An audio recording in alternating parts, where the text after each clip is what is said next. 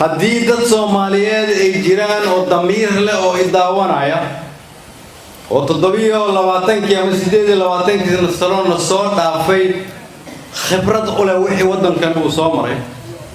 waa inaan ogaanaa inaanan aqbalin wiil ama gabar dambe oo Soomaaliyeed inay marto dhibaatadaas oo kale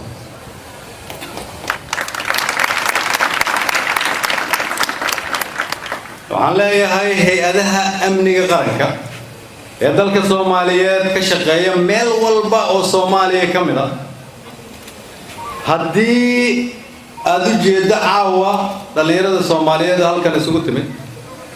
waxaa dhibaateeyay dad ajnabi ah laakiin la shaqaysta dad Soomaaliyeed oo jooga meelo badan oo Soomaaliya ka mid ah waxaa la rabaa hay'adaha amnigu inay ka shaqeeyaan sidii loo soo qaban lahaa kuwa carruurteena dhibaateeyay kuwa carruurteena ka dhigay saylad haddii aad Soomaali tahay oo aad adiguna la baxday magafe waa inaad ogaataa dawladda Soomaaliyeed inay tahay madaasho waa ka daba imaan doona waa lagu soo qaban doona waa laga jaasayn doona maalin baana cadaaladda lagu weergoyn doona diilaayada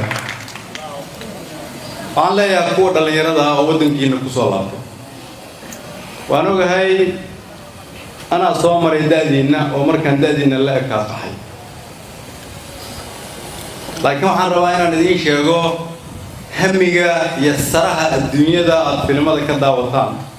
oo aad rabtaan inaad aadaan oo aad u qaxdaan idinku iskama lihidina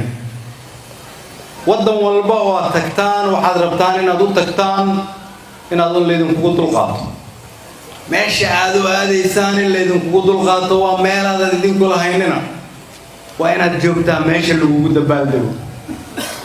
lagugu dabaaldego oo maalinta aad soo laabatay gudoomiyihii gobolka iyo gudoomiyaasha degmooyinka wasiiradii ra'iisul wasaarihii ay ku imaanayaan jacaylka ay ku qabaan awgeed waa inaan wadankan wada leenahay waa inaan Soomaalinimada sharaf u aragno waa inaan aaminsanahay dalkeenu dal wanaagsan inuu yahay waxaad tihiin dhalinyaradii dalkan dhisay waxaad tihiin kuwa ciidanka noqon lahaa macallimiinta noqon lahaa dhaqaatiirta noqon lahaa injineerada noqon lahaa dabdabiska ka shaqeyn lahaa waxaad tihiin kuwii madaxdii mustaqbalka Soomaaliyeed noqon lahaa bari waxaad tihiin kuwa jaamacadaha ka soo bixi lahaa oo la wareegi lahaa xukunka mustaqbalka haddii idinku aad ka carartaan nolosha xun oo dalkiina aad ku aragteen waa inaad isweydiisaan yaad ka sugaysaan dalkiina uu idin dhiso idinkaa 20 jir ah oo xoog leh oo murqihiinu xoog leeyihiin oo maskaxdiinu caafimaad qabta idinkaa dibadda soo arkay oo ogaaday inaanay qabiil iyo kooxaba idinka daba imaan karin idinkaa ogaaday in qoloqolo aanay xabsi idinka soo dayn karin idinkaa soo ogaaday in sida keliya ee qof lagu badbaadin karo ay tahay in qaran la dhiso